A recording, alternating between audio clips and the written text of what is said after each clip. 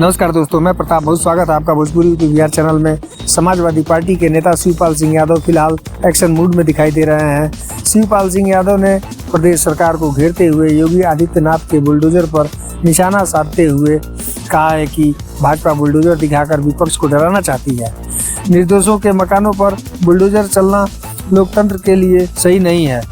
सपा कार्यकर्ताओं और जनप्रतिनिधियों को झूठे मुकदमे में फंसाने की साजिश रची जा रही है। सपा बुलडोजर के खिलाफ लड़ेगी।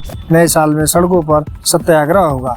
पूरा प्रदेश अधिकारियों के हवाले कर दिया गया है। अखिलेश यादव नेताजी की राह पर चल रहे हैं। इसका फायदा आने वाले समय में मिलेगा।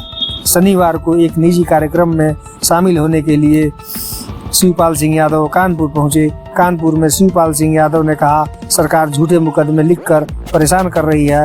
ये सबसे भ्रष्ट सरकार है। पूरे प्रदेश में अधिकारियों के हवाले छोड़ दिया गया है और अधिकारी सरकार को खुश करने के लिए मनमानी कार्य कर रहे हैं। समाजवादी पार्टी सरकार के खिलाफ सड़कों पर संघर्ष करेगी। आरक्षण को बचाना है तो संघर्ष करना पड़ेगा। नए वर्ष में संघर्ष छेड़ा जाएगा। इस सरकार में कानून व्यवस्था नाम की कोई चीज नहीं है। हमारी सरकार प्रदेश में 4 बार रही। हमारी सरकार ने कभी विपक्ष को परेशान नहीं किया और विपक्ष का हमेशा सम्मान किया है। उनकी बातों को सुना गया है। प्रदेश में पहली बार ऐसी सरकार है जो विपक्ष की कोई बात नहीं सुनती। दोस्तों, वीडियो को लाइक करें, चैनल पर हैं तो सब्सक्राइब जरूर करें, क्योंकि ऐसी खबरें सबसे पहले हम लेकर आते हैं।